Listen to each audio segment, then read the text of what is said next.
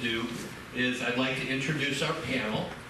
Okay, so ladies first. Oh, well, thank you. I did notice that I was the only lady up here. Thank you. I'm Michelle Dykstra. I currently serve on Roanoke City Council. I'm in my going on third year of a four-year term, and my day job, my full-time job, is as CEO of Boys and Girls Club, 501c3 here in Roanoke. So we're doing a lot of youth in this area, and I'm grateful to be here. Thank you. Thank you. Thanks for coming, Michelle. William.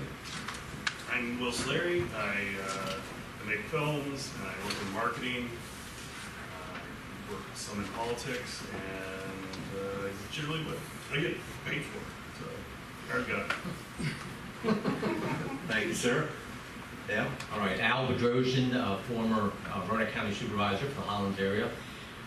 My job at the time was Xerox Corporation. I worked for Xerox Corporation and retired a couple years ago, and picked up a little Sweet Frog franchise, and now I work that with my daughter. Where's your sweet frog at? Thank you. Town Square. And it's open from. It's open. Well, promo now for my business. Well, you're here. Yeah, come by anytime. I'm not paying you, so I mean, get in whatever you can get in.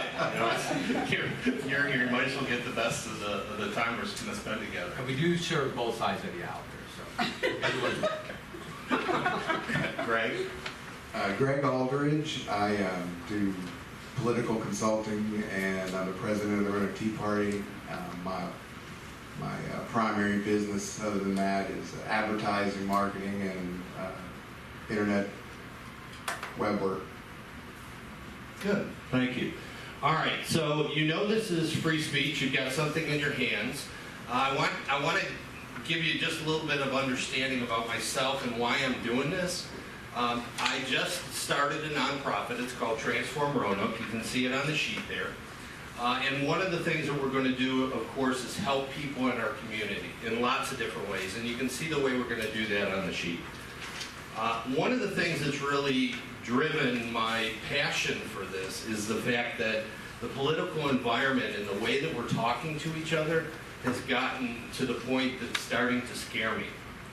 Okay, so one of the questions that I've been asking myself is, if Roanoke, the place that I raised two beautiful kids and still live and probably will live till the day I die, are we strong enough as a community to deal with something like a Ferguson or a Baltimore?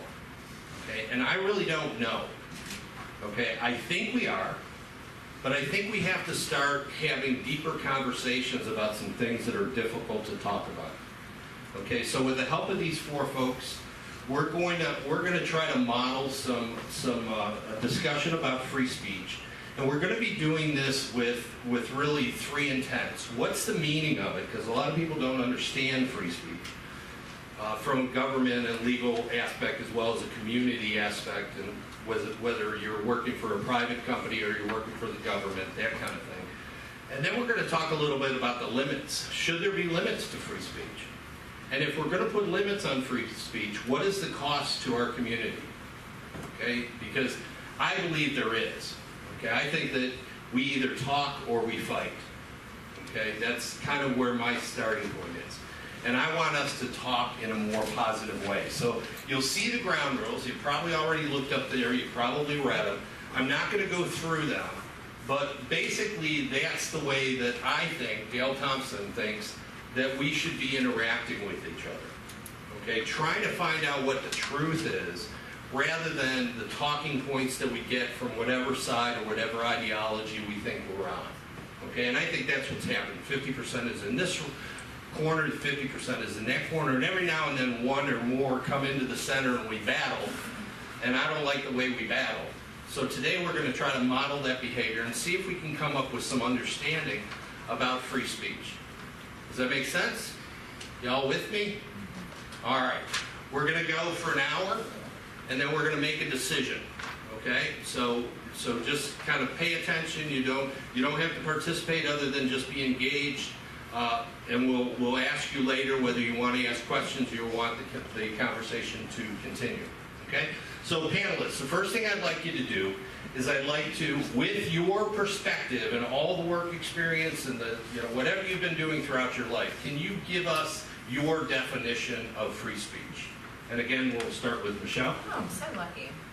Don't you guys steal this from me. So free speech, I think that if we're talking about free speech, you're talking about what we are able to do and what we are not able to do. And obviously you're talking about something in the Constitution, we're talking about an amendment. I wrote down some notes coming here and wrote down my thoughts, which is that free speech does not protect us as citizens from private companies. So it doesn't protect us from getting fired. It doesn't protect us if we've gotten banned on social media or anything like that. It does not, the right to free speech does not give us the right to incite people to violence or to cause action with our words that would harm others. It does give us the right to be critical, and specifically to be critical of the government. And it does give us the right to not speak, which I think is critically important, especially with everything that is going on right now nationally. When we look at the NFL and whether it's right to kneel or not kneel, the freedom of speech gives us the right to not speak. I think that's important. And it gives us the right to engage in symbolic speech as well. And symbolic speech does not necessarily mean words that come out of your mouth, but it can be something like burning a flag. And the freedom of speech gives you the right to do that as well, whether or not we as individuals believe that that is actually correct. Right. Great start. Thank you very much. William? I come from an arts background, so my initial response to freedom of speech comes from people's ability to express themselves and where and how that leads.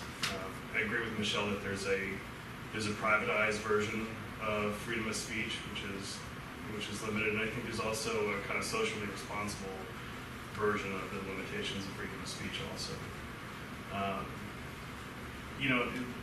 To me it comes down to intent, and freedom of speech is one of those things where, if you have to consider what you do in context of what your true intent is. If you're just doing something like Michelle said, the things where we should kind of think about limits. To be hurtful, to slander, to incite things, there can be limits. But I think ultimately, most of us are rational and smart enough adults to kind of decide whether something's going to be meaningful or hurtful or sort of the act of creation. And that's sort of, for me, that's the basis of free speech is your intent and ultimately your context. Right. So what I heard was incite twice, so both of you, and that word's confusing to me. Okay, so we'll go back to that. So Michelle or Heather's going to write that down so she can remind me.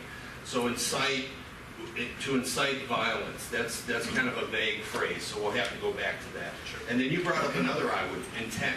Okay, that's great. I think I understand that, but then it's a question of, how are you meaning that word and how is other people on the panel meaning? So that's great. There's some seats down front here. Okay, Al, what's your definition of free speech? Well, first of all, I think one of the things I think is missing, which I think is part of a good definition of it, is there is a sense of responsibility too. And I think a lot of times we don't think about it. I mean, today I just see people, they're just saying whatever. There's no sense of, we kind of have like a relationship. It's almost like a marriage a little bit. I mean, we're a lot of people together, but we have to get along with each other.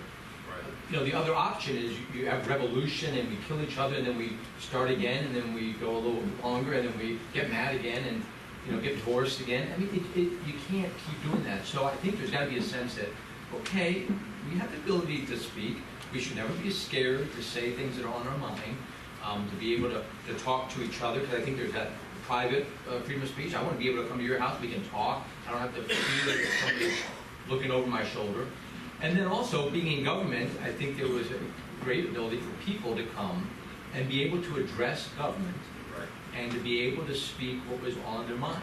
And again, in a very respectful manner. I think all this has to be done, and it's something that we have to put upon ourselves, right? You have to kind of be a moral people in order to make this work. If we're not, and it just doesn't work. The other thing that's kind of interesting about freedom of speech is that even though you have the right, you don't have the right to be heard. And I think a lot of people think, no, I have freedom of speech. You have to hear me, you have to listen. Not necessarily. And even people that came to us in government and spoke, yeah, you have the right to speak, but I don't have to change my mind in terms of how I'm going to vote. Right. You don't have the right to be heard in terms of, you got to do now what I said. Yeah, I think in government you have the right to come and address people in government and speak your mind, but hey, I may disagree with you. So I think we have to think about that. You don't have the right to be heard. You can speak all you want. I have a lot of things that I think are right, but is the President of the United States going to listen to me? Would President Obama listen to me? No, they don't have to. Right. I still have the right to say those things, Right. but they don't have to listen. Okay, so you brought up a couple things we want to explore too. Mm-hmm. So there's when we say freedom of speech, there's like a non-governmental freedom of speech. Can we go and can we have a conversation like this, and what can we say in this particular realm that's going to build relationships or force people apart? Because I can say something, in one sentence that all of you are going to run out of the room and hate me. Okay, so that's the freedom of speech when we're trying to have a discussion as human beings or members of the community. And then there's more of the legal, constitutional, which Michelle started to talk about, with the freedom of speech and how the government plays into what we can say and what we can't say. Okay, so Greg, can you kind of expand on that a little bit? Well, and the definition I came up with thinking through this wasn't free speech is defined in the U.S. Constitution, which is generally what I think Okay. it would be, which would be the ability of people to express themselves orally or written without an organized authority limiting, criminalizing, or punishing them for what Right. they have expressed in that speech. Right. Okay, so let's start interrogating some of this, and I'll start with you, Greg. You use an organized authority. What does that mean to you? Okay, could that be the federal government? Are you thinking government or organized authority? Can you kind of define that for us? Well, in American society, it would be local government, state government, federal government. Okay. In historically, if there were such thing as free speech in other civilizations, I mean that may be subject to the king, subject to the dictator. Okay. Okay. But yeah, it's whatever political organization you're living under that has the ability to commit acts of violence against you, sanctioned by that organization. Okay, so Or whatever it is you okay, say. so that organized authority is going to basically make the rules of what you can say and what you can't say. If you speak against the king, you might be killed. So that's the organizing authority, right? And would be an example of not having free Right. speech. Right. So in our case, in the United States, we have it in the Constitution. Article 1 said freedom of speech can't be abridged by there's no laws that can be placed on freedom of speech by the Amendment government. Amendment 1, yes, First Amendment of the Bill of Rights. So that we understand what we're talking about, and we're gonna get into social media and that kind of thing. And Michelle brought up a great example of the players kneeling at the start of the NFL games.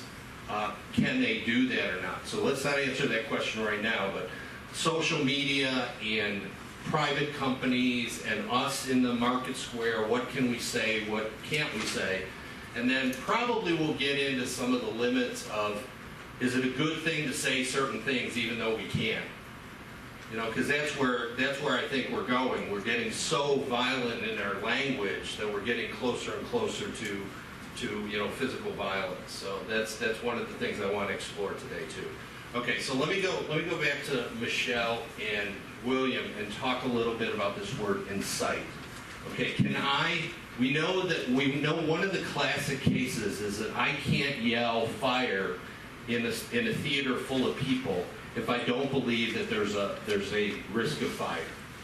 That's Yes. not actually the case. Okay, so What that is was an example that was used by Okay. the judge writing the decision in that case. okay, Of good to know. of what he meant, but there wasn't ever actually an official Supreme Court case over yelling fire in a crowded movie house. Okay, so the assumption is that if that was in a ruling in one of the court cases, the reason I can't do that is what?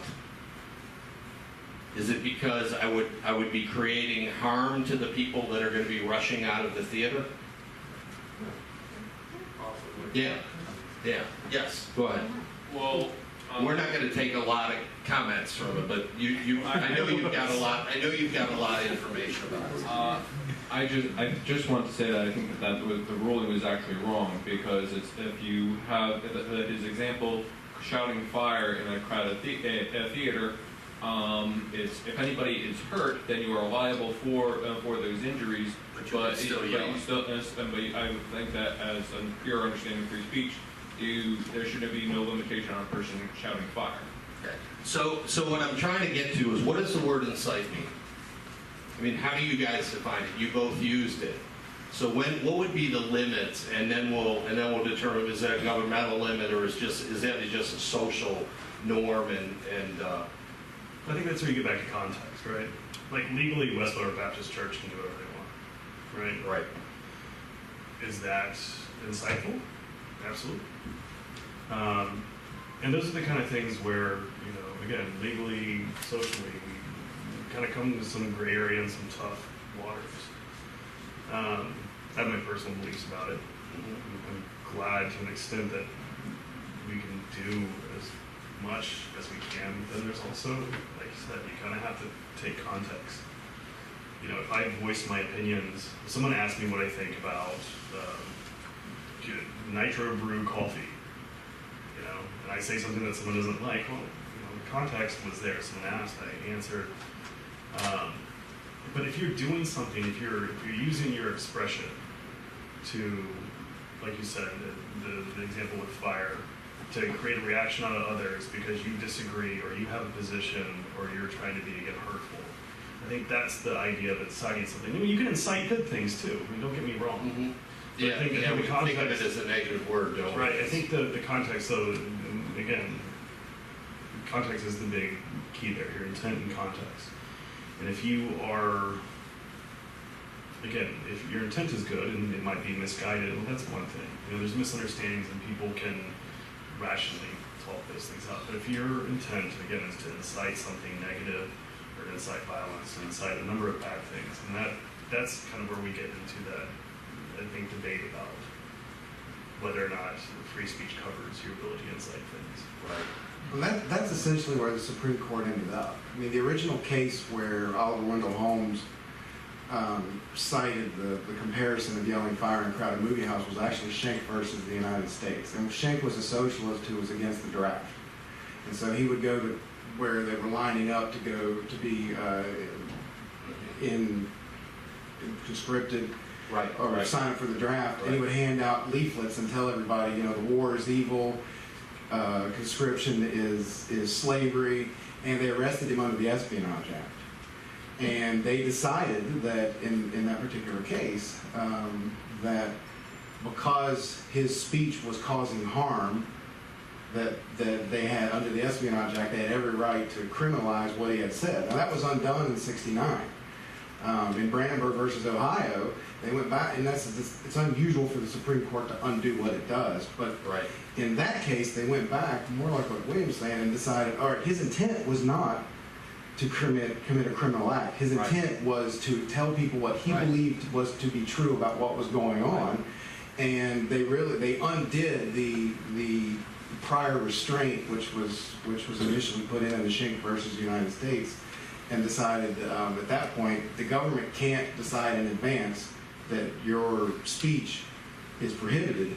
Right. Because of those reasons, because it depends on what your intent is, what the effect is, and so then, and what they also decided then was there were other laws that took care of that. If your intent was to cause a riot that would get people killed, Right. there's already laws that will put you in jail for causing a criminal act, and, Right. so they didn't need the Right. prior restraint.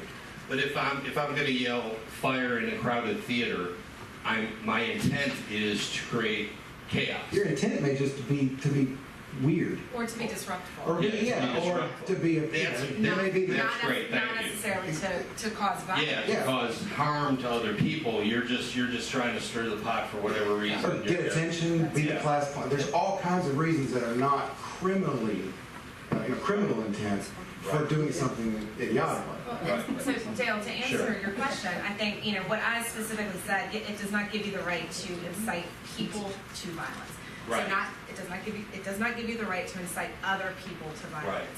I don't have the right to stand in front of a crowd and tell you all to go out and murder people. I Yeah. don't have the right to stand in front of a crowd and tell you all to go do something that is going to harm other people. And Right. when I use the word incite, it was qualified by Yeah. violence and harm to others. Right. Do you think, just to kind of set the rest of the time that we have together, do you think we're close to that? Do you think we're getting close to the point where people are going to start standing up?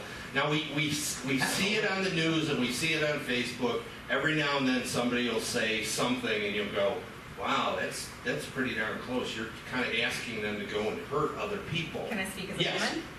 You can, I think you have to. Because as a woman, I do believe that there has been a lot of conversation taking place recently that would lend one to believe that the intent of the speech was to incite or encourage others to do something harmful to women. And I'll leave it at that. But there, I think, is, when you speak of harm, we're talking physical harm, but we're also talking emotional harm. Sure. And Or reputational harm. I mean, Absolutely. it's really easy to destroy somebody's life these days. It I mean, is. with social media, I have several businesses. I know that, in 10 minutes, somebody can destroy those businesses. And Just somebody by saying falsehoods, but they can do that. being in public Yeah, so it's office, somebody can anybody Right. can say whatever they want to about me, about Right. Al, about anybody Right. sitting up here at any point in time, whether or Right. not it's based in fact. And that is your right. It is your right to speech. But Yeah. you're exactly right. When you talk about reputation, and I think reputation is really a gray area, because do you have the right to ruin someone's reputation? What we're talking about is physical harm. We know the boundary of physical harm. Right. I think reputation is a gray area as Yeah. well. Well, and we have libel and slander laws, Sure. so I mean, we do have some protections that are already there, but I think They don't apply to elected officials.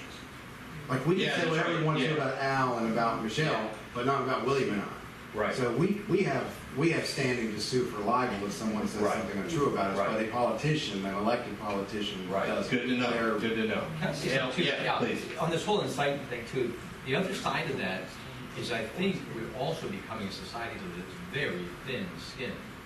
I mean, everybody Yeah. is sensitive about something, and We're almost looking for something to be you're inciting me conversational to about. it. Yeah. And I think we really got to be careful on that, because we still have to be able to have the freedom. I know, and I give an example, like I'm a strong pro-life person, and we'll have a life chain every October that's right out here at the Civic Center. People bring signs, and they'll bring some pictures, and we try to make sure everybody, be respectful. But there will be people that are incited by that, by just viewing you saying something. Yeah, maybe it offends them because it's a pro-life stance and not an abortion stance. That now you're offending me. You're Right, you're going right. to incite us. Well, no. You got to be able to absorb some of that and say, okay, that's their point of view. Right. And again, we're not going to physical. I mean, I think that's where I kind of look at. Yeah, once you touch somebody, you got a problem. Right. But you also, I think in our society, sometimes you got to let some things just go. I Right. mean, we don't have to take everything so personally, and I think that's really what's happening now. And when you get into the social media, some people are just so into it that they become, they're just emotionally bought into all this. Well, I'm still There's a working whole on the world brain out there. science of it all. You must have something happening in your brain when you're in that mode to attack whatever the person said on the other side. Right. There has to be something that we're getting out of it that's causing. And I think us both to- sides got to be like, I don't use that social media. It's not something that excites me. And I find freedom from that. I mean, Right. If I want to say something, maybe I'll do a little post here, but I don't get into this bantering back and forth. I think it'll ruin your life. Right, I think right. people, we are more and more into that, and everybody is being very sensitive on anything, everything. And So- here's my public service announcement. Most of what happens in our day has nothing to do with politics. And we draw it into the political realm so that we can have these discussions with the people that we want to argue with, but most of what we do throughout the day really isn't affected by Donald Trump or the government or even the Virginia state government or city government. Can I disagree? Yeah, please. No, I'm not the authority in the room, obviously. That's why I'm not sitting down. My experience is that politics is involved in every single thing you do, even sleeping. The mattress you sleep on is required to have hard chemicals in it Right. because politicians have forced them there. Whether they make you sick or not, they have to be there, and it's against the law for them not to be there. Right. So you can't even go to bed without politics being involved in Right. sleep. So I think Well, it's the exact opposite. But Well, let me clarify my point. I probably didn't make it very well. I walk into McDonald's and Fox News is on. I go to the airport, CNN is on. Okay, they're one of the ways that they're pushing us apart. Okay, so whatever it happens to be, whether it's Facebook, you click on all the conservative stuff, you see conservative stuff. You click on the liberal stuff, you see the liberal stuff. So I mean, it's one of those things that if I did this all day long, it would drive me crazy. I don't know how you do that. So the discussions that we're having should be more of a friendly, community-oriented nature. We'll get to questions. No, we're gonna make a decision here shortly. Okay, so Can I Yes, ask go this though? ahead. Because I think this is a good point. You walk into McDonald's and whatever's on the TV, right? Right. That's a business. You can decide, okay, I don't want to Yeah, go to exactly, McDonald's anymore exactly. because they have this on their TV. exactly. And which kind of, I have a question then about, if you have your event, was it Civic Center? Outside. Or outside. Yeah. There are people who hold signs of dead children at those things. If I'm driving to work, and I drive by the Civic Center every day to go to work, and I see that, it really doesn't matter what my stance is on that. That's someone trying to incite something that may or may not have anything to do with it. So where do you think that's the kind of gray area where I disagree with? Like, there should be some limitations to some forms of free speech, whether it's protest or whatever else. Again, But does the speech have to be relevant to you for them to have the freedom to? sometimes, because a sign that says I'm pro-life, you hold up a sign that says pro-life is very different than holding up a sign of a dead child, right? Because that says more about, it's not about your opinion or your belief. That's almost a pathology of someone, and that kind of speech scares me, because think about that kind of person who dwells and meditates on those kind of things. Yes, you can be pro-life, but if you spend your time, think about all the thought that goes into that, printing that sign, getting fired up enough to be like, I'm going to do this. Like, there's a lot. That's an assumption. Well, would you agree? That's an assumption. Would you agree that they have? Again, that becomes intent and context, right? Well, but we can't, I think we got to be careful that we don't predict that ahead of time. Because I have the view that we're killing a child. Sure. So if somebody put up, I don't put up those signs, but that's just not my personality. Sure. But I know very calm and just nice people to talk to and all that is a sign they put up because they think that is exactly what we're doing and they want the public to know. Now, so to me, that's their right, and again, they're not harming you or anything. Then it becomes on the other side, well, wait a minute, the reaction I'm having from watching your sign, that's why I don't want you to have your sign because of my reaction. That's a little dangerous, I think, because then I could say on any sign, well, the reaction I'm getting from looking at that sign that you have up there is not making me feel good. So, we can do that about everything. So why don't we just agree that, Let me ask a question of William. Yes. Would you have the same opinion towards people publishing pictures of piles of dead bodies in Nazi concentration camps to let people know what the Nazis are up to? Depends what the context is, right? Well, if the context is is they want people to know this is what's happening, this is what it looks like, and they believe we need to do something about it. I mean, the people I know that hold up signs of dead babies are not trying to incite people to violence. What they believe that children are being murdered, and they want people to know. Sure, but I want to again quantify that by saying, like, take that out of just and I think this speaks to people just wanting to, again, sometimes argue about things on the internet or whatever else, or have that kind of confirmation bias. If someone walked into my house and my house was decorated with pictures of cadavers, what would that say about me? Versus a non-color-formed picture that's just like a blue painting, right? Would you look at the blue painting and go, man, something's up with it? You know what I mean? Sure, if there's something wrong with somebody who But what I'm needs... saying is, though, the intent there, I don't think is a wholesome one, regardless of what that person may or may not think. I think it says something about them, and what you're doing is again, it's kind of like, But should we be judging So- that? Should you be the one Well, let me- judging their intent? but you're also assuming that I'm. I don't. Well, look, but someone outside holding the sign at me makes the assumption that I agree with this, or that I'm adamantly against Well, it. They don't know anything about me, but my day has now started by seeing someone with a sign of a dead child. Well, William, let me formulate this to a question, and then maybe Michelle and you can answer this. So we hold up a sign on a street corner of a dead baby. Should there be limits to that? I mean, and if there are limits to that, what is the cost and who limits it? Okay, so I think you're trying to encourage that, I don't want to see that as I'm driving to work. But should there be limits on that speech, or do you believe that that's perfectly acceptable in our society? Well, so I've made art pieces that are far less offensive that have screens put around them just for the courtesy of other Sure. people.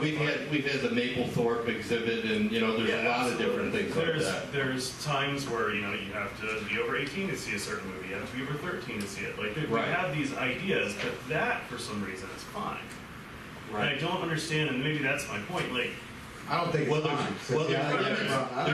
fine. there's limits on pornography and obscenity. So I mean, why is that not obscene then? I don't know. Michelle? Well, and I was going to come at this honestly as a mother, which is I remember the first time I saw the poster of a dead baby, but it was way before I knew what abortion was. I was a kid on a field trip, and it was here in Roanoke because I was in school in Southwest County.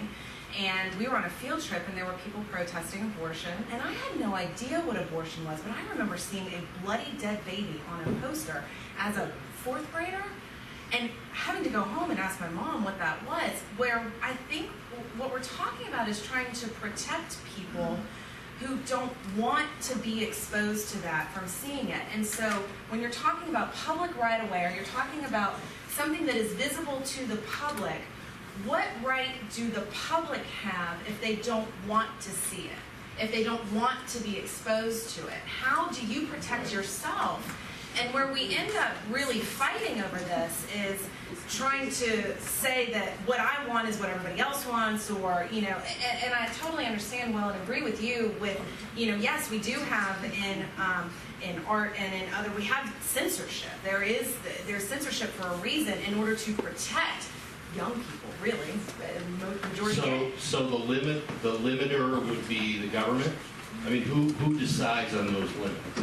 Well, again, I just want to point one thing out just so this doesn't feel heated or whatever. This is. Oh, no, we're doing great. Yeah, No, you guys are doing wonderful. This is You're one of those, probably- everything's but this cool. is one of those times where this is when I like to speak with Fred, and because there's weird overlaps, and where I'm very much against censorship, and then I have these kind of tendencies. Sure, I think sure. it shows, and I'm not trying to call out the events you guys do or anything, but No, but it's a good example. Yeah, I'm just- It's a fine example. I think it's kind of how complex issues are. I think it's kind of the critical thinking we need to do instead of the reactionary thinking and going, okay, yes, I can be this thing, but not that.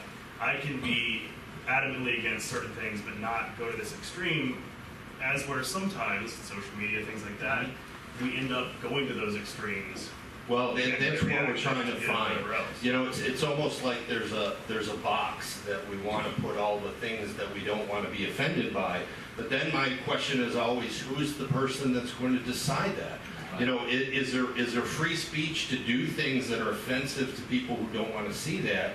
And you brought up children, which was, you got me right there, because that's where my heart is. So it's a question of what do we do if that's a concern of society, and that's why we have government and legislatures and okay, Greg, you were, and then we'll come back to. I was just gonna, as far as what to do, I think the appropriate way to deal with something like that would be person to person. The way we've been taught to deal with that is to lobby government, get people elected, and get them to force people to do what it is we want to do. Right. But wouldn't it be much better for us to go, like if you had a problem with that, to go to Al's group and walk up to somebody with one of those signs and say, look, I love you, brother. Yeah. But my child was scared to death of the sign you held up. You think maybe there's something else that you could do to get the same point across that would be helpful, because it really upsets me that that would be an appropriate way in most any of these instances to deal with these kind of issues, as opposed to force. When government is basically going to use violence to stop something from happening, and that's I think should be the last thing we would want to have happen. Yeah, let me just ask one quick question. When you did that rally, and it's not my right. It's 30 years has been going on. So what I didn't say it was yours. I mean, just what we're talking about. Probably your family, but I saw the dead baby out when I was in fourth grade. So my question is, you have to get a permit for that, right? Absolutely. Okay, so there's a government involvement in that. Okay, so I guess one of the things, and we don't have to go this route, but I always thought, like, wouldn't it be great to be able to have, the Charlottesville, that was the thing, where people there was no limits on what they could bring to an event. Okay, is that part of free speech?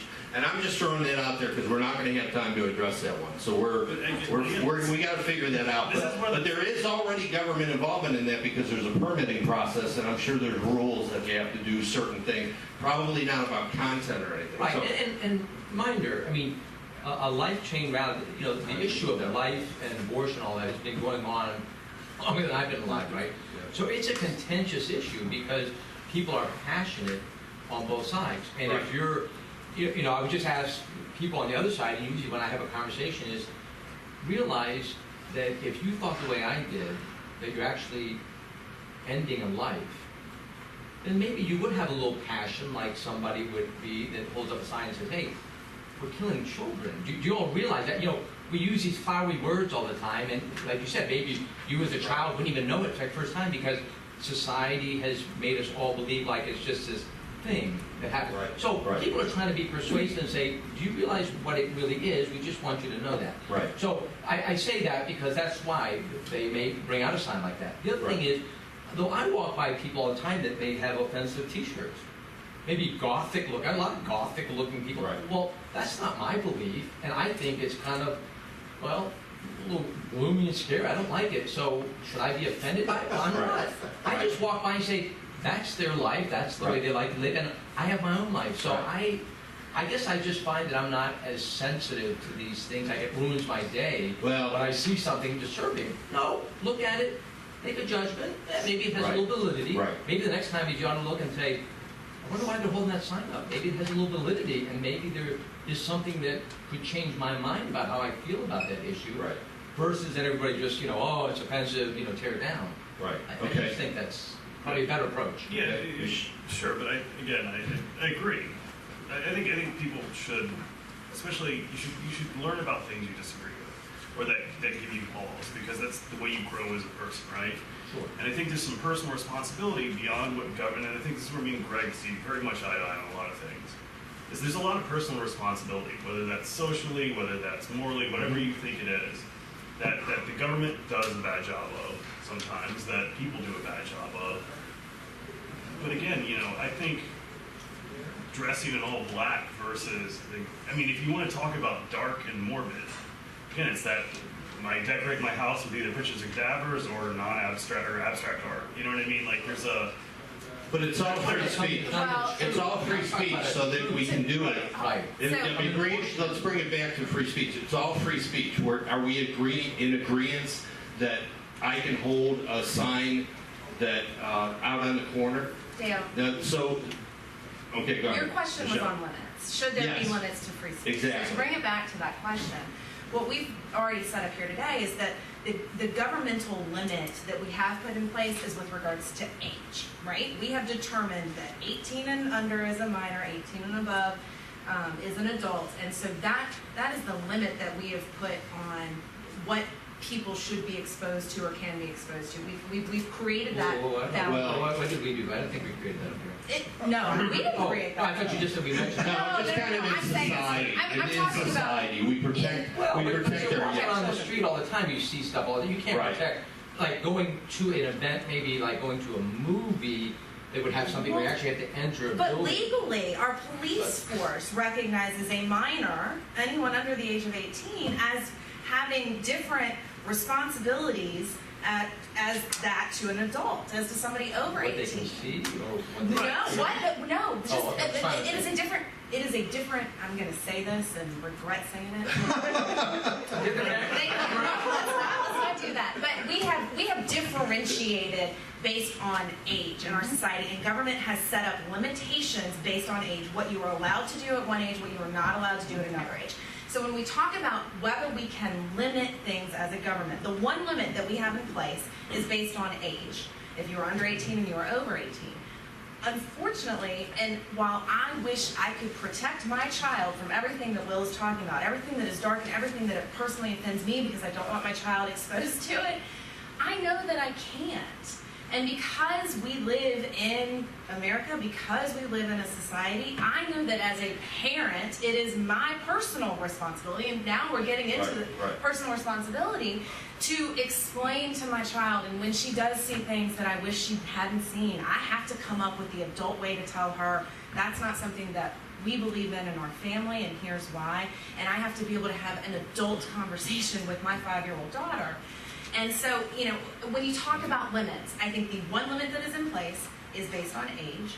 And I don't think that we should be trying to put any additional limits on freedom of speech as a government, speaking as a government.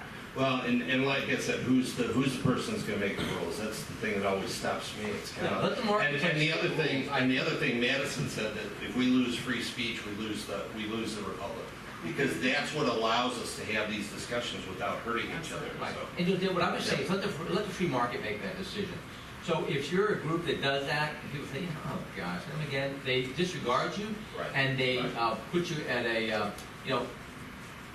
I think you just lose your persuasive powers, and the marketplace can do that. And- as long as we're not harming somebody. Again, I was just going to go back to the limitation government has is that I can't touch you. That's good. I can't harm you. Right. But other than that, The Westboro Baptist Church situation is a prime example of what Al's talking about. Right. Because for a period of time, Can you just give a sentence of Westboro in it was a kind of gentle way? Yeah, they would hold anti-homosexual rallies essentially, and it got a lot of attention for a while. They were taken to court and very provocative ways. ultimately the Supreme Court ended up with that decision and decided that they have the right to say do what it is they did.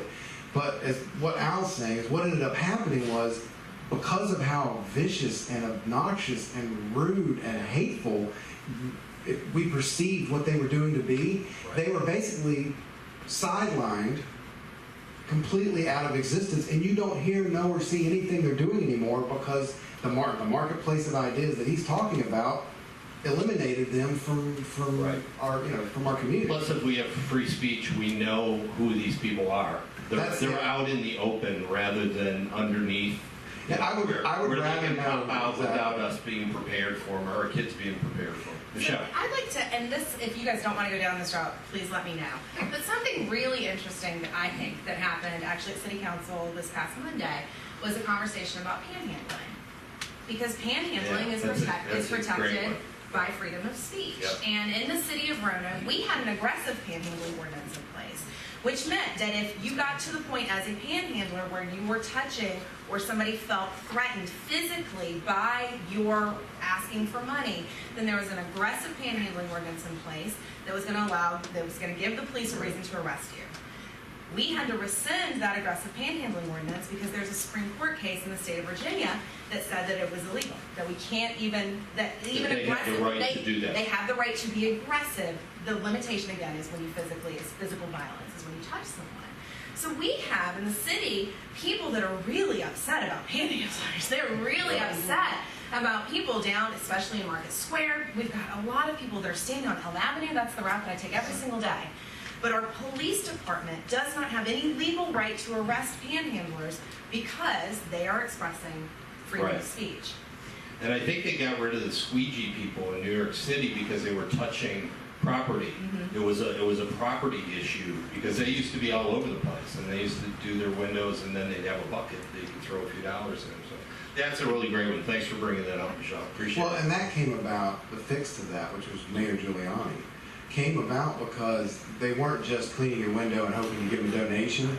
They would start beating on your window, Right, you know, right. telling you had to. I mean, Yeah. it became almost assault in this Well, situation. there's a line in there. That's why the incite word, I'm glad you guys brought up the incite word so early in the discussion, because that's the one that, I don't know where that's defined. You know, how is that defined?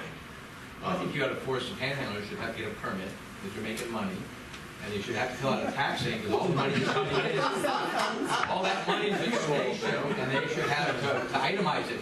You do that, and we'll clear the streets. Now there's an election in 2020 in the city of Roanoke. Come on in.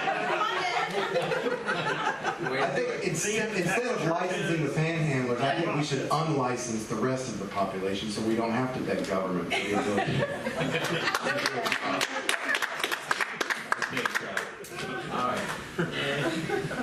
All right, so I don't know where to go now. So let's talk a little bit about the third piece with the few minutes that we have left before we give you guys an opportunity to make a decision here. So free speech, I think we generally believe that most of the stuff that we hear is either protected because the government's not involved in it, or we have to be okay with it and not, we can be offended by it, but we can't do anything to stop it. Okay? So, I mean, I don't know what other decision we could make on that, other than somebody has the responsibility for defining what is acceptable speech and what is unacceptable speech. But we do have this gray area where we're saying, okay, inciting violence, okay, and also the whole idea of obscenity or whatever that our children are seeing. Okay, so I guess the question would be, if we are going to put limits on it, okay, or create a community that has kind of collectively put limits on it, what is the cost to that? Is there a cost? And the cost is same like insight, or insight is a positive and a negative word. There can be a positive cost to it. It can be a benefit instead of just what we think of as a negative. Well, one of the negative costs is something you mentioned before. For example, if we put in place preventing people from making racist comments, for example, Right. how would we know who the racists are among us if we didn't let them express it? Right. Is there a benefit? The cost is allowing now that nasty speech. Right. Now what you've got is the inability to disassociate yourself with people who are racist because you have no way of knowing where they are because they're not allowed to say it. Right. I want to know where the racists and the bigots and I want to know who these people are, and the fact that they put it on their T-shirts and they say crazy words, that's how we know where they are so we can steer clear of them. Okay, is that a fair point? Yeah. Analyst, does that make sense? Yeah, can I make a point too? Yeah, it does. Well, it makes sense to you, Yeah. William It and creates Michelle. identity. I mean, what you're saying, and that's how we are tribal by nature, and how that's what Who you human wanna beings and associate animals with, are. yeah. And it does give you the ability to know who you want to associate with. All right, now, let me make a point off that because, it's funny, because we talk about speech, one with kind of government limiting you, but then the private sector, like when I opened this speech fraud, I've had 2 incidences now where I have an individual come in expressing his freedom of speech.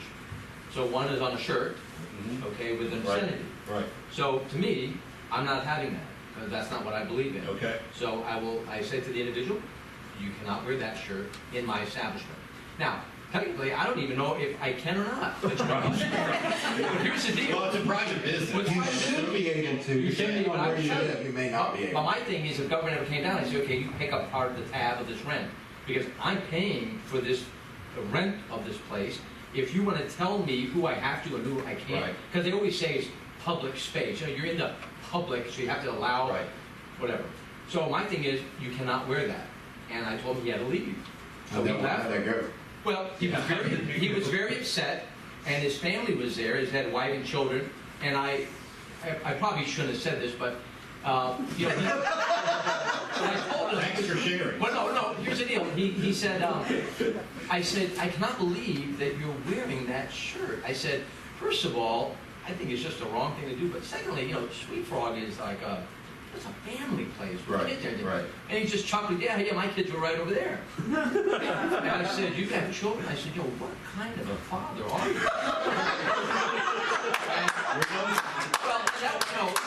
Well, Right. and so when I said that to him, he got very offended, which he should have, and he left. Right. But in about 5 minutes, he came back with the jacket on, covered Oh, up, okay. and sat down. Okay.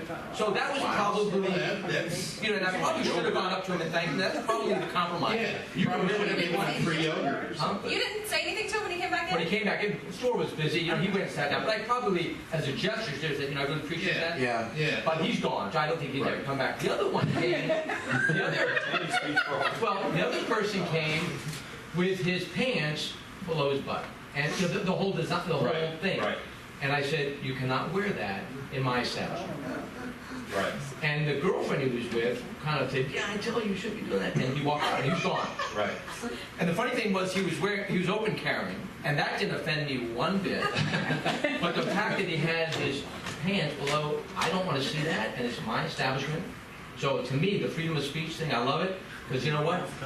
I don't. Well, you're limiting it as a private business owner. Right. That's one of the limits. I always And want to have there's that costs ability. and benefits to that. Right, so I'll lose Okay. all the business of people that wear their Right. pants below the butt, and anybody that has obscenities on their shirt, I'll lose that Okay. business, which I'm okay with. Okay, Michelle, William? I asked William to speak. I want to know what's in his head right now.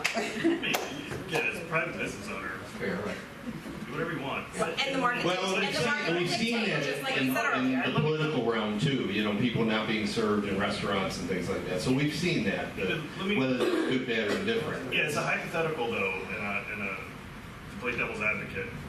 If I decided that, and I don't know the ins and outs of business, but you know, there's refrigeration involved, there's air conditioning, there's, you know, you guys use plastic, whatever else.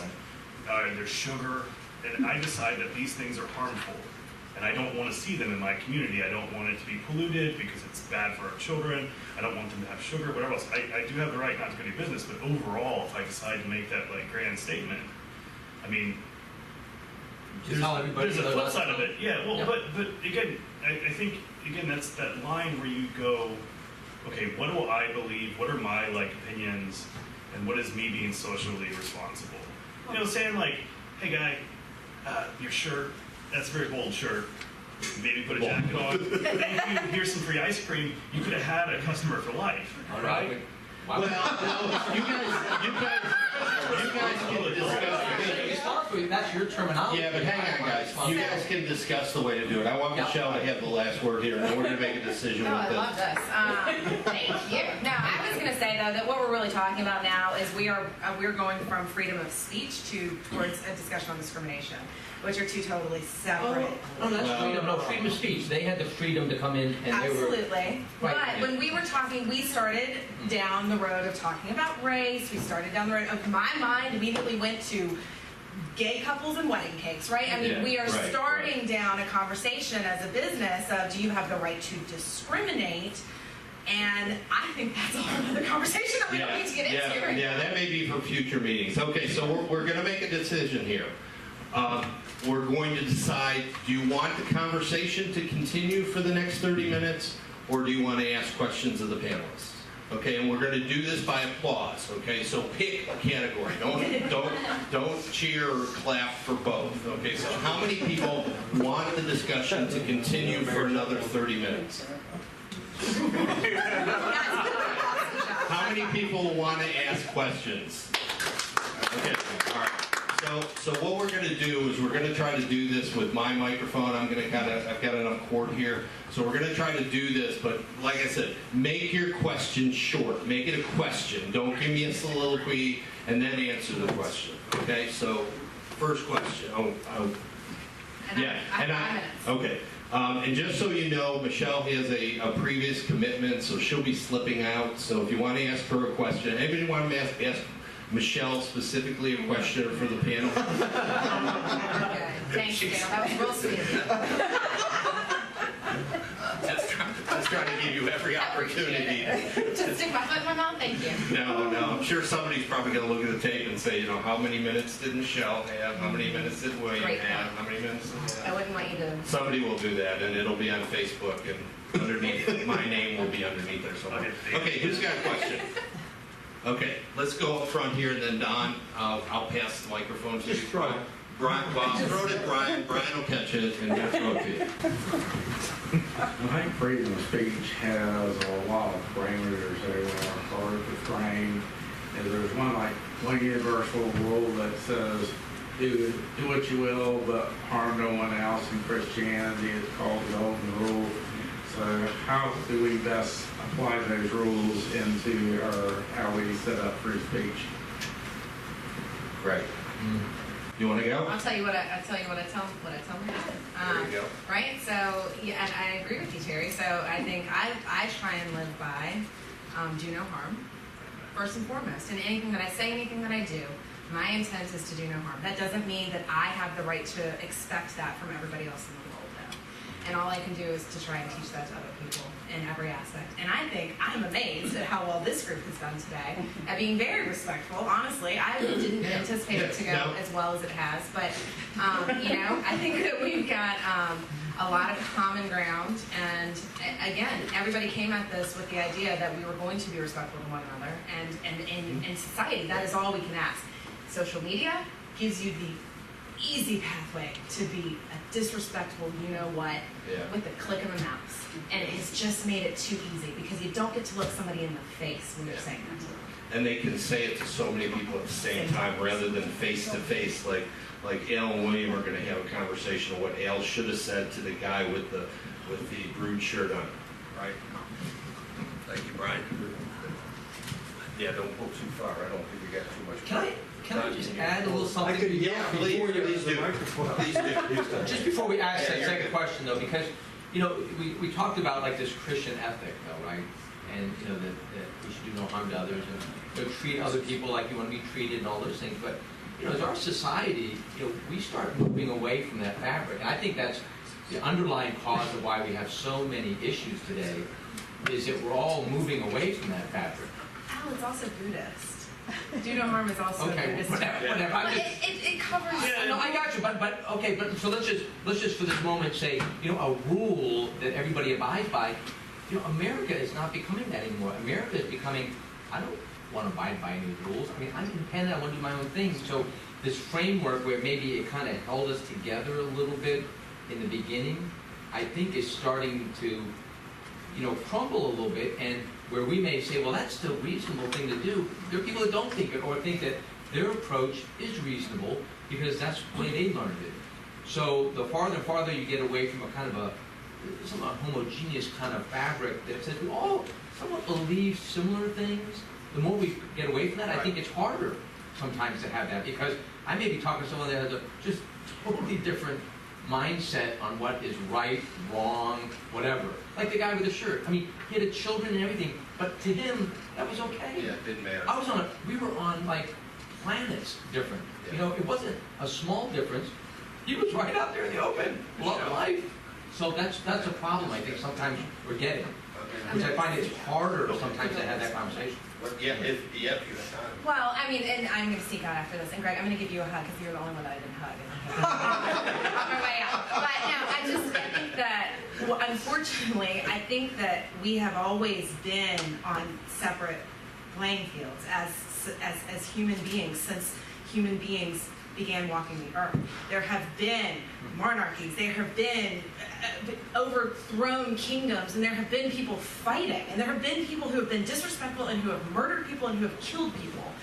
And you have to think about where we're at as a society right now in the context of all of humanity, which is, yes, things are ugly right now, but I don't think it means that we can't find our way back to something that is more peaceful.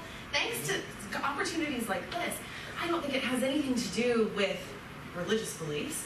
I think it does have a lot to do with, as a society, instilling in folks a general sense of morality. But that morality, when you start to get even more divisive is when you base that morality on a religious tenet versus just talking about the basic thing that Terry said, which is do no harm. So on that point, I'm seeing my ground rules for truther. I mean, if we talk to each other like this, would we be able to find those commonalities rather than always be worrying about the differences? I'm in Oh, too. thank you. All right, thank Thanks you. for coming. And thank you guys so much. I'm so sorry that I have to leave. Thank you. Okay, Don. We touched on this earlier, but Go ahead, touched Don. on this earlier, but to my disappointment, we didn't go into it very much. We hear an awful lot about rights. All we hear about is rights. Everybody's got rights. The thing we never hear about is responsibilities that go with those rights. And I think free speech could be covered by that. You have the right to speak, but with it goes a responsibility not to unnecessarily offend. Is there a Sometimes question you in there, offend Don? and people become too thin-skinned, so I know that the Right. thing. But I kept coming back to it in my mind tonight, an episode that I went through. I was traveling with my granddaughter. I think maybe she was somewhere between 6 and 9. I was taking her cross country by Amtrak, and we were stuffed in Chicago waiting to board the next train. And these two young people next to us were speaking, and F this and F that and F the other thing, and they didn't give a damn about her. And I was extremely offended.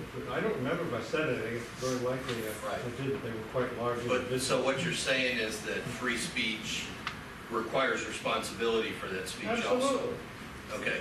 Anybody want to? Well, historically, I mean, from the beginning of American civilization, with respect to speech, there is a process in place to make people be responsible for what they have said.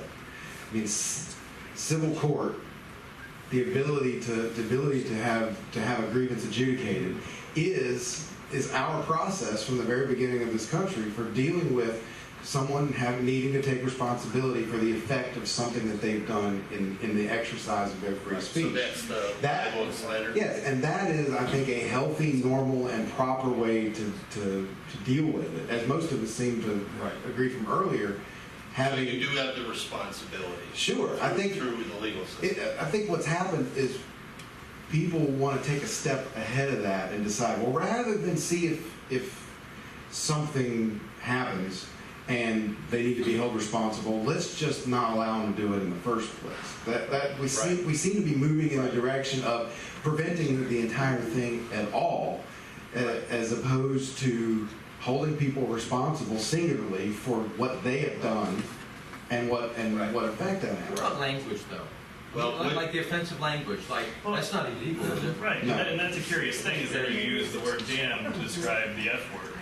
When really, damn is the idea of damning someone to hell, right? That's a really bad thing if you believe in that. The F word is something that most of us done, or our parents did, that's how we're all here, right? So really, in terms of, if you want to get down to the brass tacks of it, which one's actually more offensive, right? It just depends on what you believe. And that, I think, is where that kind of personal responsibility comes in, and what your beliefs are and opinions versus the world around you. So would that be okay if those children, we're talking, you have children, so if they were using the F word around your children, would you be all right? My responsibility as a parent, because I have the Tea Party people here, I had a really great F word slip up in the middle of talking. I've done really well this time around. That happens around my kids too, because I'm far from perfect. But how would you have handled that situation? So what I Would teach you- my kids is that there's a ton of words out there. And again, it's intent and context, right? Right. If my daughter, who is 8, said the F word and it was really appropriate, good job, baby girl. You know what? like those ethics classes. I'm like, there's probably a better way you could have said that. Yeah, that's And so- probably an unnecessary word in that sentence. Right, and again, I'm not, you guys know what I mean by F word. I'm not saying it because I don't know how you guys feel about it. So I'm being a little bit more responsible about my use of it. Sorry again for the. Oh, that was a long time. Well, in Don's but- example, But again, it's just about taking personal responsibility. And I don't know if that. Should we shut it down? I mean, Well, and it's almost, Well, I would- it's a community standard, I Yeah. think, that we police, that if somebody says that and there's kids around, we say, could you watch your language? There's lots of Exactly. kids around, and then they're gonna do whatever they're gonna do. They're if either they're gonna not, you grab up your comply kids or- and you move further away Yeah, on the track. exactly, you just move on, Yeah. because you're not gonna go get a policeman or whatever to go take care Well, of it. some would. You got, Question. yes, go ahead. So my question is, how do you guys feel that the First Amendment in an age of global terrorism, how the limits of the First Amendment, what should that be in that regards for national security? So for example, let's say a publisher wants to publish publicly available information of how to build a nuclear bomb. Should they be allowed to do that in that hypothetical based on? I think this is an easy one. Okay, go for it. Yes, absolutely. I mean, in fact, the instructions for making poisons, explosives have been available in 3D. print form even before there was such a thing as an internet.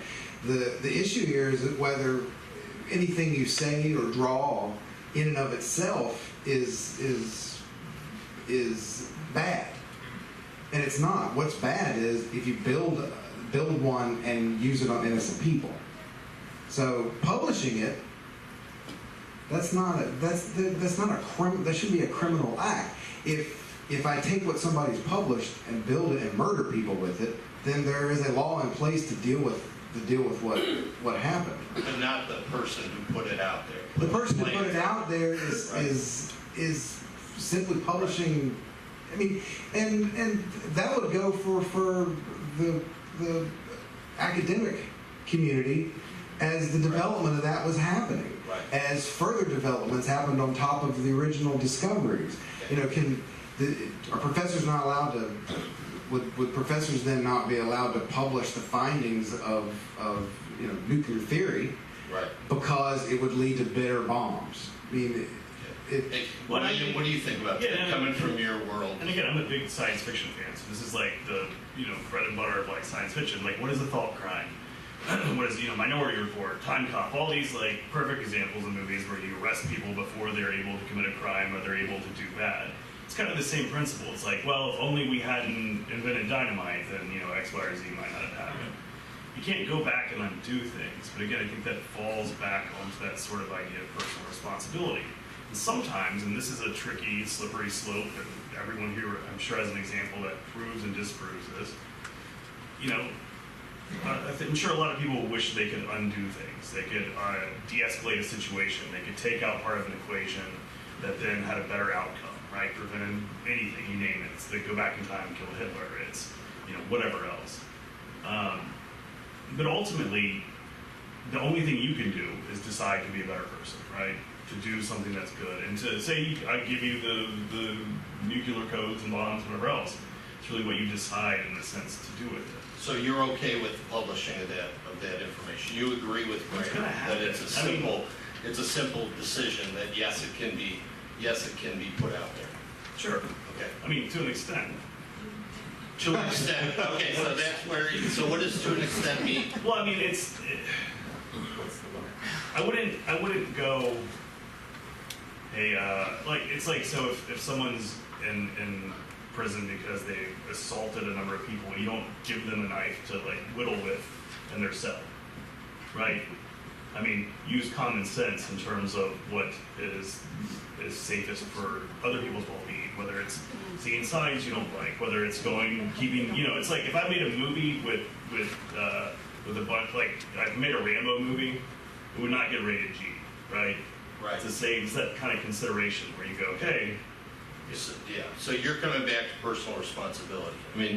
But it's in the sense that still sometimes free- it's still free regulation speech, and but- some things are necessary. Right. So you're talking more of a community standard kind of thing. That Sure. if we see something we don't like, we're going to try to do whatever we can in a legal way to remove it from our society or mute it or whatever, so. Yeah, and again, that's a kind of gray area where we say, Sure, what is yeah, safe? yeah, that's what why does we're safety here, look like? because it's difficult to understand. Fred? Is this karaoke night? Depends on what you want to sing. I have problems with freedom of speech. Fred, hold the mic up, please. Yeah, so. I have problems with relative to freedom of speech, political ads. Politicians just frankly lie on those Okay. ads. Now, there are a lot of people who are influenced by it. I don't think we should take the freedom of politicians to put those lies on the screen. But I think we should somehow, some way, clarify Well, and make people know their lies. I mean, not everybody has the ability to look at something and say, But don't people do that already? I mean, if you're the opponent, don't you clarify the lie? Yeah, You go back to the this thing is, dynamic. Is that the well, you're gonna go back to this yeah. thing is, and the government, so who's the arbitrator? Because you're right, everybody, it's like advertising. Well, you just look at advertising. They're all lies. I mean, to an extent. I'm not gonna feel, I'm not gonna feel better because I eat whatever. I mean, everybody's embellishing. So I guess it's up to the consumer. I've always been an advocate of the consumer. Smarten up. You eat that, whatever, you go there, you're not going to be like $1 million.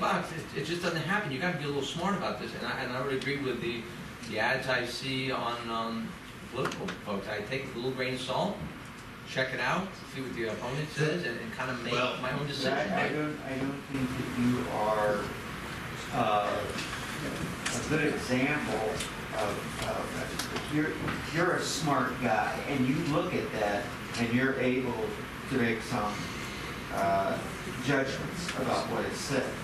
I don't think that is. So Fred, let me pose this to the panel in a little bit different way, because I think I know where you're going. All right. Okay, so there's a lot of fake stuff out of there, and there's a lot of politicians that lie.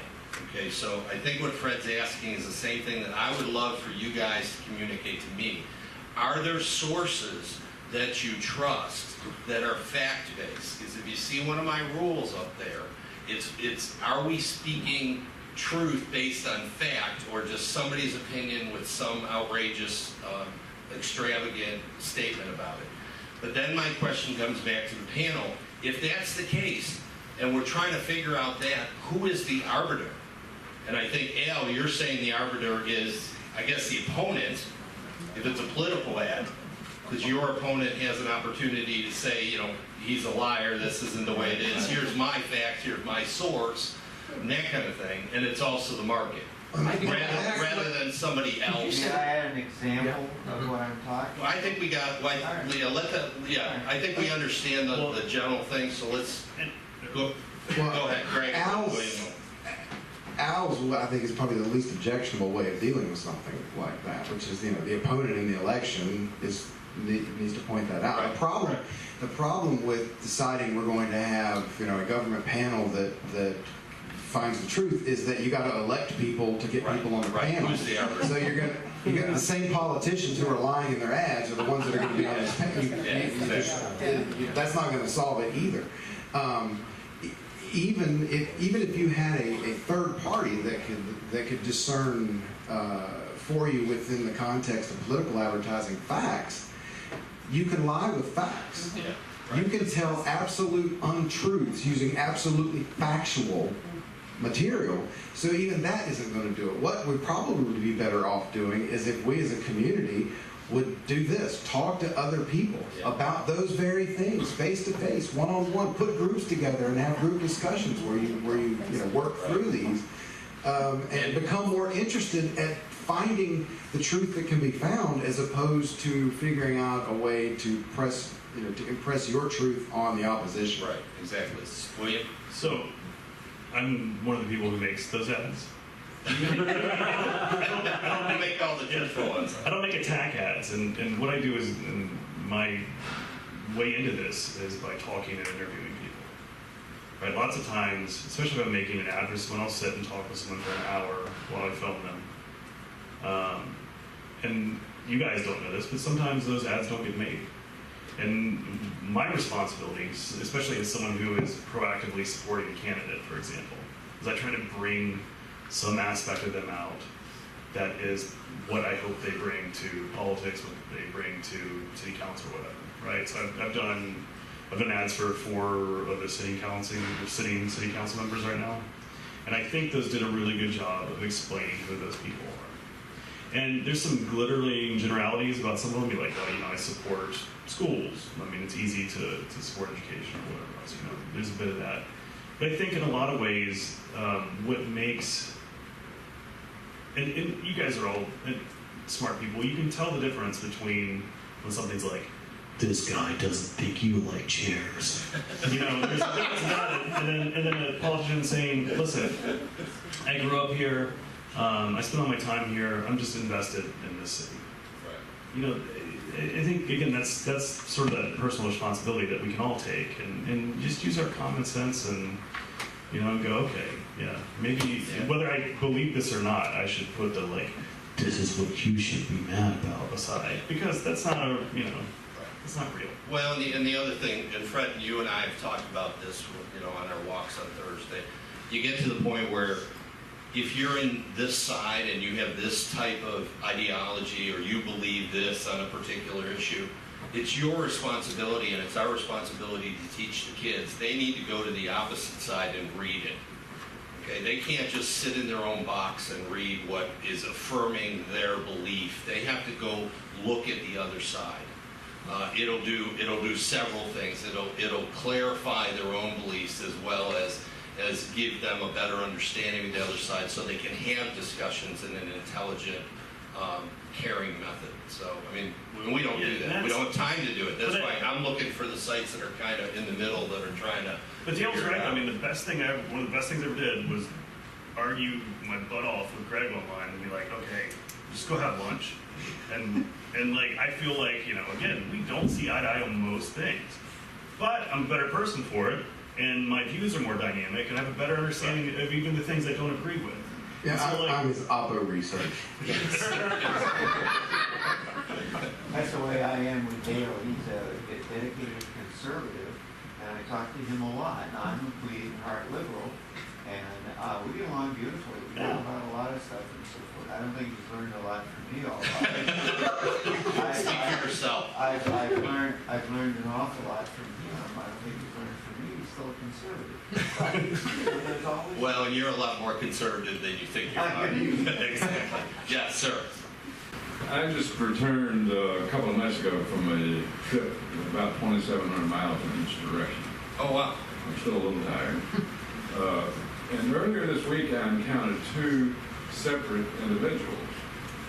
And in each case, it went something like this. I highly respect your ability to exercise your First Amendment right to free speech. I also respect your ability to shut the hell up.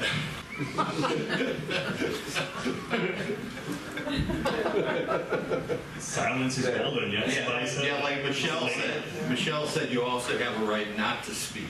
That's part of your free speech rights. One of the things that Michelle alluded to was what was affecting children. And I have about 15 years behind me of teaching, some of that in the public school and private school sectors.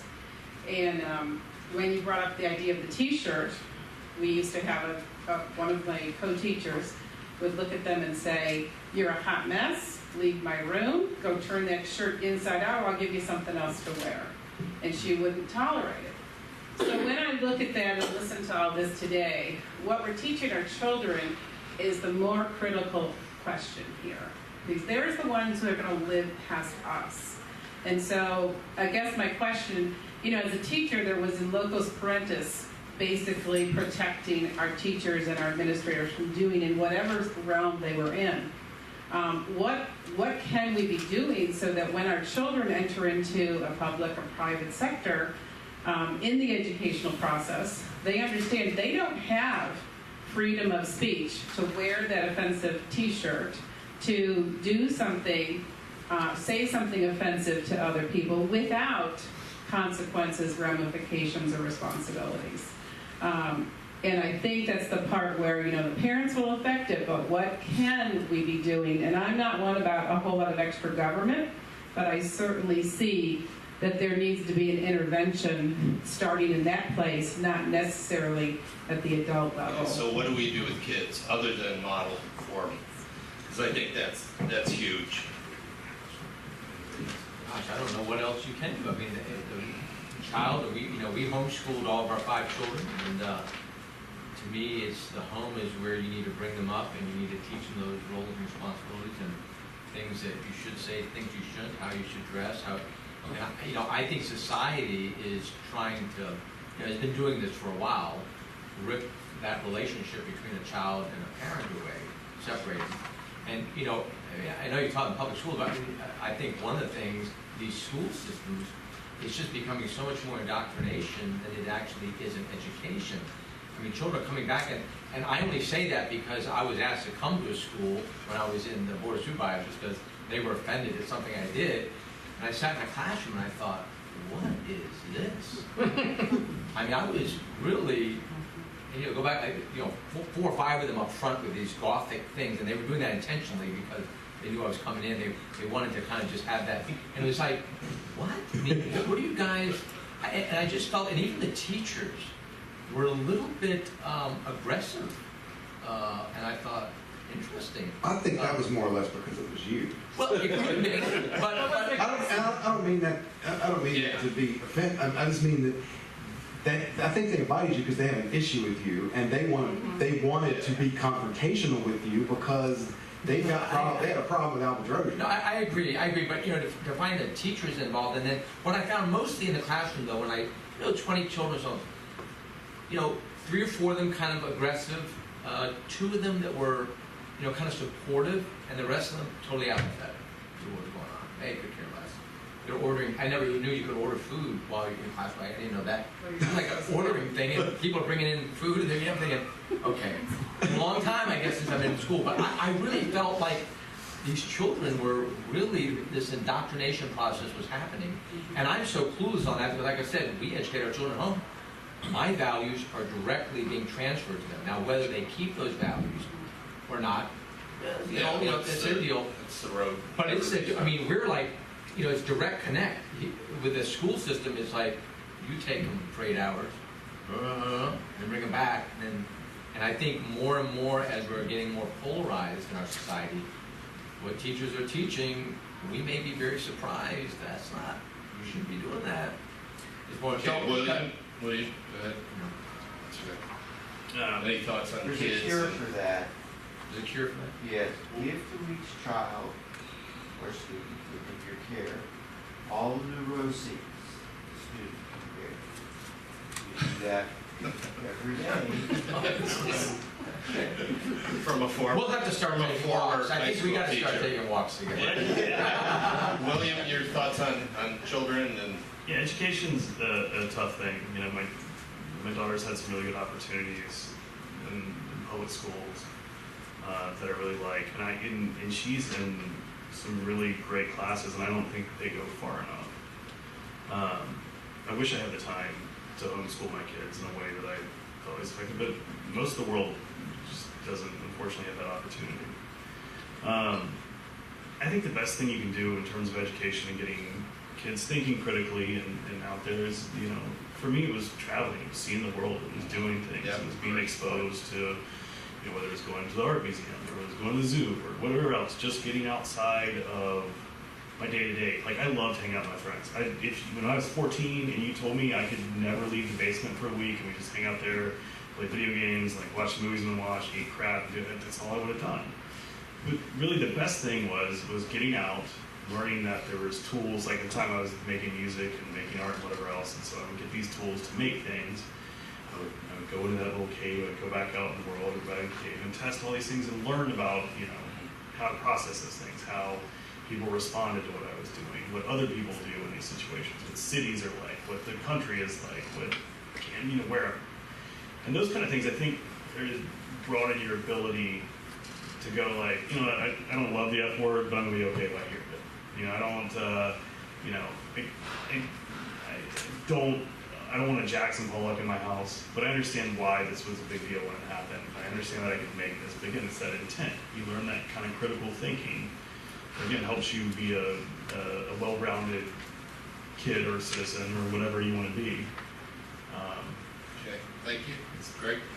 The issue over children in school and constitutional rights is a particularly interesting one because education is compulsory. So you have a situation where government, where politicians have decided you have to be here or you're a criminal. And while you're here, we're going to suspend the rights you're supposed to have as a human being because you're in a public school. There's nothing right about that. Now, the Supreme Court has issued many rulings on this, and they are completely wrong. They have decided that you have no rights in school, almost what I would consider to be no rights. Yeah, you have some. Yeah, right. But you do not have the rights that I think every American is supposed to have protected as a school child, and I find that completely unacceptable in a situation where you're required to physically be there in the first place. There's nothing about that situation that's your sensible. Your solution is. Well, at any age, you ought to be able to exercise your natural rights, which are supposed to be protected under the Constitution. Whether you're in a school building or you're in the courthouse or you're in if the entire purpose of government is supposed to be to protect our rights, and that's what the American system says, then we shouldn't have so many situations where we decided it's okay to violate people's rights. And children in school is one of the first. That's your first experience of being violated. Right. But isn't one of the ways that you understand your rights is by understanding your limitations at certain points in your life? Because if you allow a child of any age before 18, because we're going to use the legal definition, then if they're allowed to, they don't have any limitations on what they say or do, incite, say freedom of speech, whatever they want to do, how do they learn that as they get older? Through having to take responsibility for the result of the action. Of course, consequences and responsibilities. But in this situation, we decided to choose prior restraint as the way of dealing with school children, as opposed to teaching them what responsibility they're going to have to take for what they've said or done. And when was the last time you were in a public school? Day before yesterday, Okay, doing what? going to a football game. We're at 8 o'clock. Okay, and we were. Am I correct? We're at 8 o'clock. Okay. I want to honor that. If you want to stay, I don't know whether the panelists can stay, but you're more than welcome to stay. I'll be here, but we're going to honor that. So if anybody wants to leave now at 8, feel free. Use both doors. You're cool. But if you want to ask additional questions, these guys, I don't know whether you can stay, but And thank all you guys for coming out. yeah, thank you very much. I appreciate